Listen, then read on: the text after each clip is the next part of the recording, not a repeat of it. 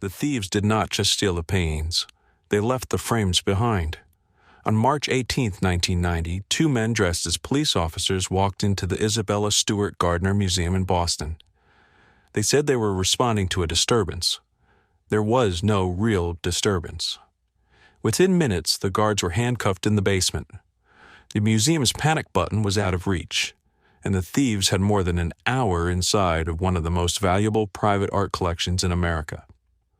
But the strange part is not only what they took, it's what they ignored. Priceless works were left hanging. Less valuable objects were carried away. One stolen painting came from a room where the motion detectives did not record the thieves entering at all.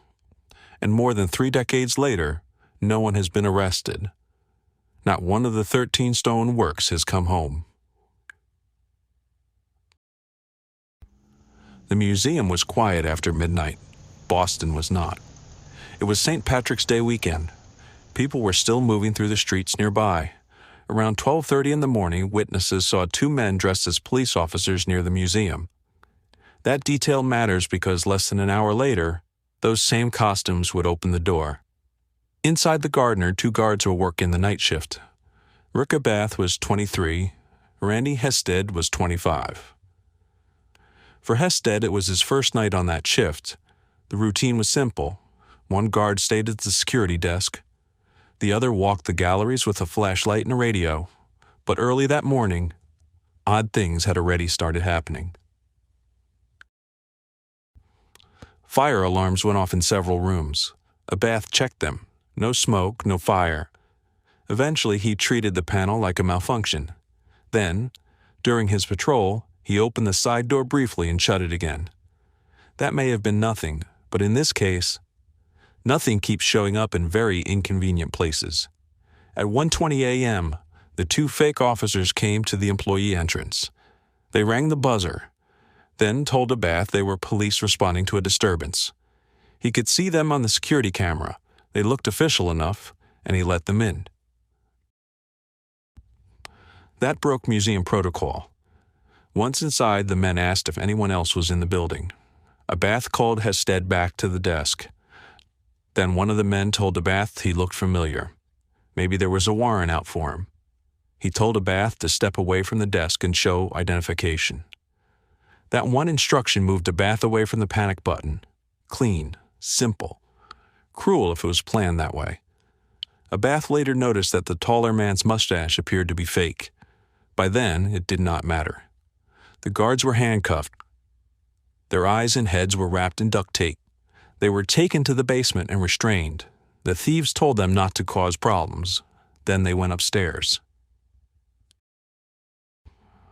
The motion detectives recorded the thieves' movement through the museum. This is one reason the case feels so physical. It is not just a legend about vanished art. There is a trail: sensors, doors, frames, broken glass, empty spaces.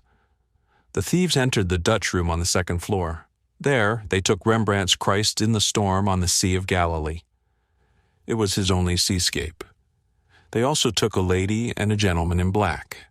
They cut both canvases from their frames, not carefully, not like conservators, with blades. They removed Vermeer's The Concert. They took Landscape with an Obelisk, then attributed to Rembrandt but later credited to Govert Flinck.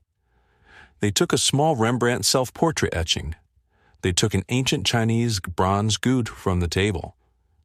That object was old, but compared with the paintings, it was not the obvious prize. And that is the part that bothers me. This was not a clean sweep of the most valuable art. It was selective, but not always intelligently selective. The thieves even removed a large Rembrandt self-portrait from the wall.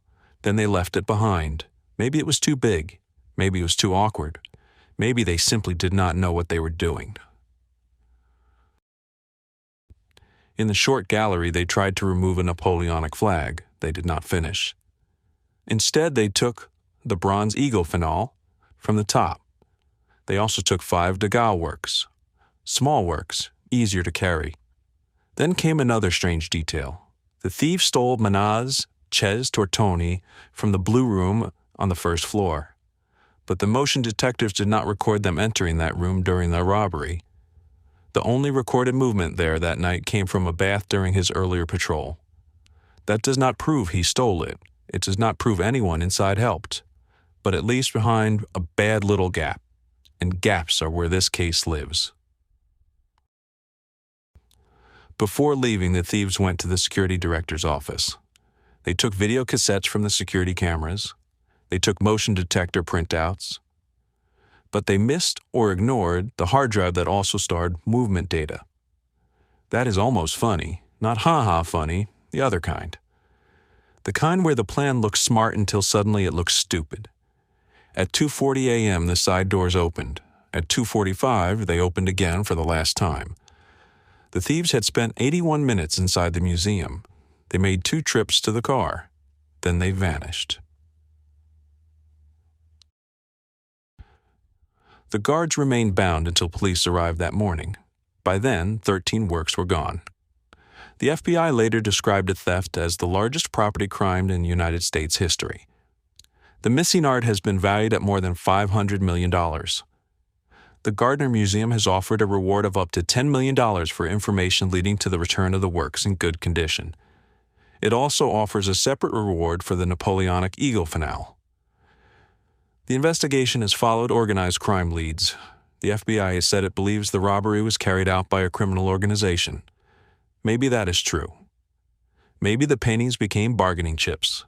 Maybe they were hidden, traded, damaged, or destroyed. The ugly possibility is that some of these thieves never understood what they had. A painting can be worth hundreds of millions of dollars and still be ruined by someone with a knife and a bad storage room. The museum still leaves the empty frames on display. That is not decoration. It is a wound being kept open on purpose. The official hope is that the art can still return. And maybe it can. Stranger things have happened with stolen art. But the Gardner heist does not leave behind one clean mystery. It leaves behind a series of wrong details. The false alarm, the side door, the fake mustache. The guard stepping away from the only panic button. The careful removal of security tapes, but not the hard drive. The priceless works ignored. The lesser objects taken. And Manet? Missing from a room where the sensors did not place the thieves. That empty frame is still waiting. Not for a theory, for the thing itself.